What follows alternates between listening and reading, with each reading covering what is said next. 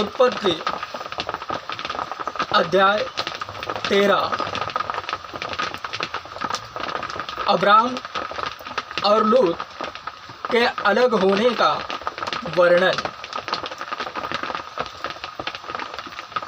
तब अब्राम अपनी पत्नी और अपनी सारी संपत्ति लेकर लूत को भी संग लिए हुए मिस्र को छोड़कर कनान के दक्षिण देश में आया।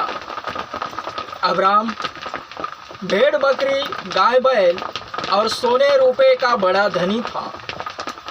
फिर वह दक्षिण देश से चलकर बेतेल के पास उसी स्थान को पहुंचा जहां पहले उसने अपना तंबू खड़ा किया था, जो बेतेल और ए के बीच में है। वह स्थान उस वेदी का है जिसे उसने पहले बनाई थी। और वहां अब्राम ने फिर यहोवा से प्रार्थना की। लूत के पास भी, जो अब्राम के साथ चलता था, भेड़ बकरी, गाय बैल और तंबू थे। इसलिए उस देश में उन दोनों के लिए पर्याप्त स्थान न था कि वे इकट्ठे रहे, क्योंकि उनके पास बहुत धन था।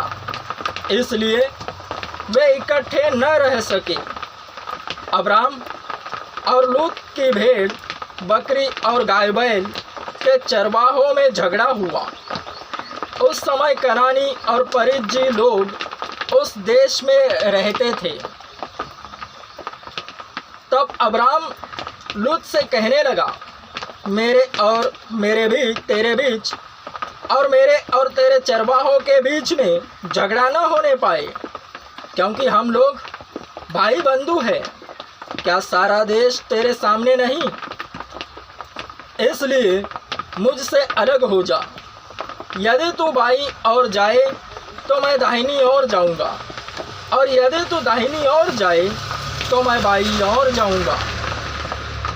तब लूत ने आँख उठाकर यरदन नदी के पास वाली सारी तराई को देखा कि वह सब सींची हुई है, जब तक यहोवा ने सदोम और अमोरा को नष्ट न किया था।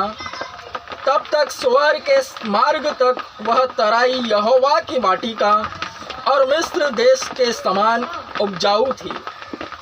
इसलिए लूत अपने लिए यरदन की सारी तराई को चुन के पूर्व की ओर चला, और वे एक दूसरे से अलग हो गए।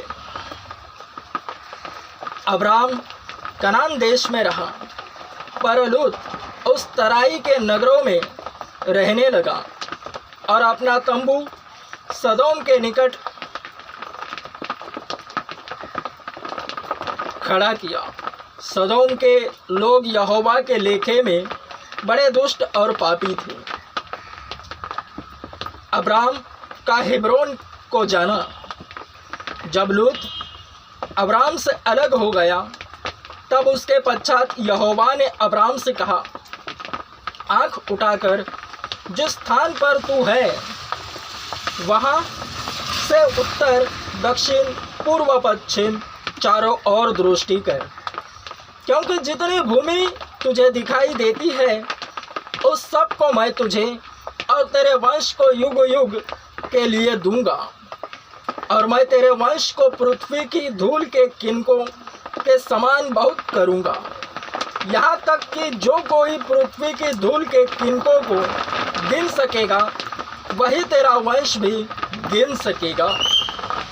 उठ, इस देश की लंबाई और चौड़ाई में चलते, क्योंकि मैं तुझे उसी को दूंगा। इसके पश्चात अब्राम अपना तंबू उखाड़कर ममरे के बांझ वृक्षों के बीच, जो हेब्रोन में थे, जाकर रहने लगा, और वहाँ भी यहोवा की एक वेदी बनाई।